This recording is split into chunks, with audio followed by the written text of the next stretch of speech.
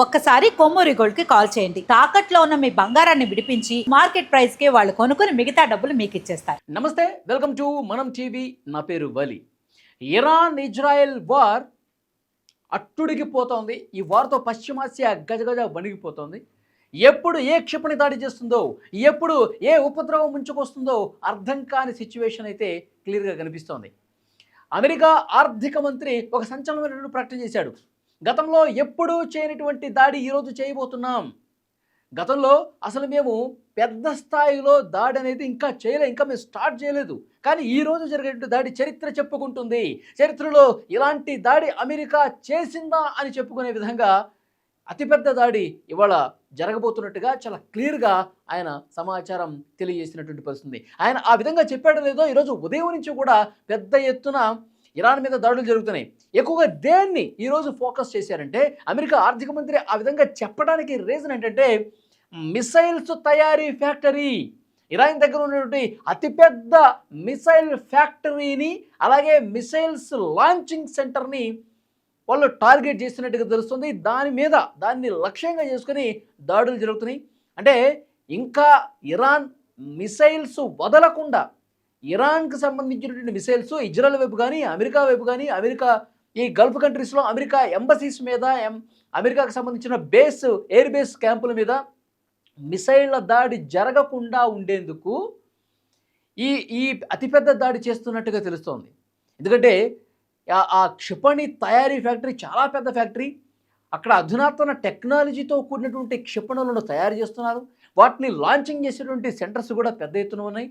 So వాటి ద్వారానే క్షిపణులు ఈ ఇజ్రాయెల్ మీదకు దూసుకుంటూ వస్తూ ఉన్నాయి. సో దాన్నే నాశనం చేస్తే ఇరాన్ గుండె మీద కొట్టినట్టే కదా, ఇరాన్ ఆయువు పట్టు మీద కొట్టినట్టే కదా, అందుకే దీన్ని టార్గెట్ చేస్తున్నాం, అతిపెద్ద దాడి జరుగుతోంది అని చెప్పి అమెరికా ఆర్థిక మంత్రి ప్రకటన చేశాడు. దానికి అనుగుణంగానే ఈ క్షిపణికి సంబంధించినటువంటి ఫ్యాక్టరీ వీటి మీద కాదు, ముఖ్యంగా ఎయిర్పోర్ట్ల మీద కూడా పెద్ద ఎత్తున దాడులు జరుగుతున్నాయి.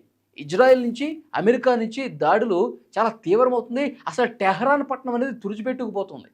ఇంకా బుషెహర్ పట్టణం, మెయిన్ టౌన్స్ అన్నింటిని కూడా పెద్ద ఎత్తున టార్గెట్ చేస్తున్నారు. ప్రభుత్వానికి సంబంధించిన కార్యాలన్నీ కూడా ఎక్కడికక్కడ తునాతునలు అయిపోతున్నాయి.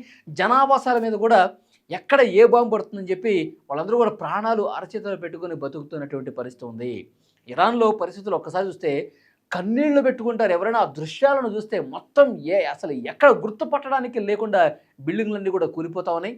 దాదాపు 1600 మంది, యుద్ధం స్టార్టింగ్ దగ్గర నుంచి 1600 మంది చచ్చిపోయారు.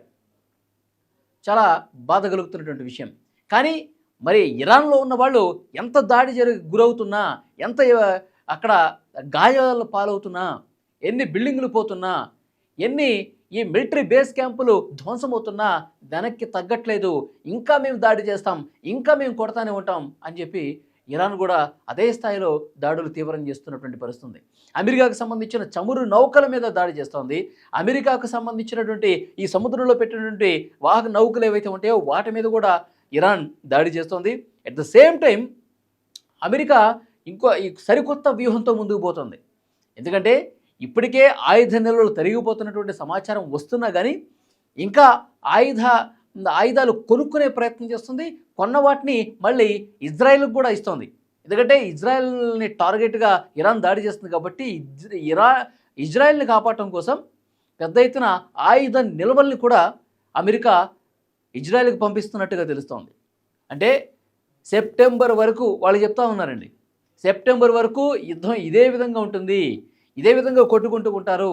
ఎవరు మధ్యవర్తం ఇచ్చినా కానీ దాన్ని ఒప్పుకునే ప్రసక్తి మాత్రం ఎక్కడా కనిపించట్లేదు. ప్రతి దాడులతో పూర్తిగా పశ్చిమాసియా అట్టుడికిపోతున్నటువంటి పరిస్థితి. నిన్న మనం వార్త చూసాం, దుబాయ్ని టార్గెట్గా ఆందోళన చేసాం, అక్కడ దాడులు జరిగినాయి.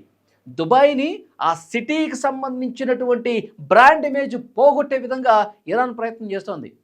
ఎందుకంటే అమెరికా బేస్ క్యాంపులు ఏర్పాటు చేసుకోవడానికి ఆశ్రయం ఇస్తున్నటువంటి నేపథ్యంలో గల్ఫ్ కంట్రీస్ని టార్గెట్ చేస్తూ గల్ఫ్లో ఉన్నటువంటి మెయిన్ అతిపెద్ద సిటీస్, పర్యాటక ప్రాంతాలు ఏవైతే ఉన్నాయో దాన్ని టార్గెట్గా ఇరాన్ కొడతా ఉంది.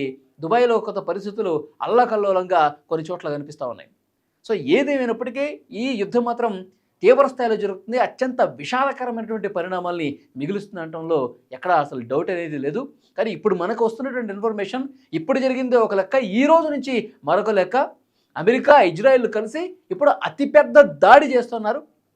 అమెరికా ఆర్థిక మంత్రి ప్రకటించడంతో ఇంకా ఏ స్థాయికి వెళ్తుందో కూడా అర్థం కానిటువంటి సిచ్యువేషన్ ఉంది. ప్లీజ్ కామెంట్, మీ అభిప్రాయం కూడా యుద్ధం మీద చెప్పండి.